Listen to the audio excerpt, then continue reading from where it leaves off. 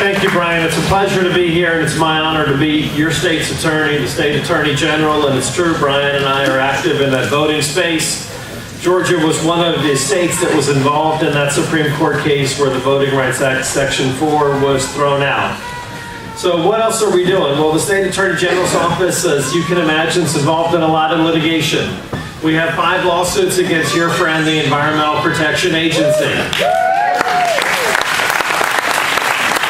One of those rules, the cross-state air pollution rule, will be argued at the U.S. Supreme Court this fall. We also filed a recent suit in Oklahoma against the EPA because they tend to give records to liberal environmental groups for free, and they tend to never give us FOIA requests at all, let alone for any cost, so we're in that suit. We're also one of 11 states that sued the administration over Dodd-Frank. Dodd-Frank is to the financial industry what Obamacare was to the healthcare industry. That gives the Secretary-Treasurer 24 hours notice to take over a United States business in a closed court proceeding. There is no such law in our state that permits that type of handling outside the public's eye, and we're going to continue that lawsuit in D.C. in the D.C. Circuit Court. A couple other pieces of litigation we're involved in. You may remember when I chaired Cott County, I was sued for prayer before our commission meetings. Well, the town of Greece, New York, was sued for the same thing. Unfortunately, they lost their case in the district court and in the circuit court, the Second Circuit.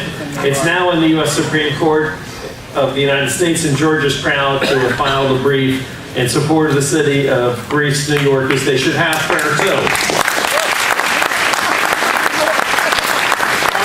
Mention a case to you that you may not be familiar with. It's called Bond versus United States. This is a lady that sought to injure her neighbor. She actually had reason to injure her neighbor. Her husband apparently is the cause of the neighbor being pregnant. Having said that, the United States Justice Department decided that state law enforcement shouldn't take over the case, they should. And they went based on the International Chemical Treaty.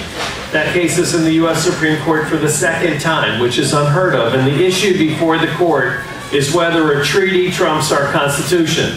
And Georgia is pleased to be in that case on the side of the Constitution because it's the Constitution that covers us, not a treaty.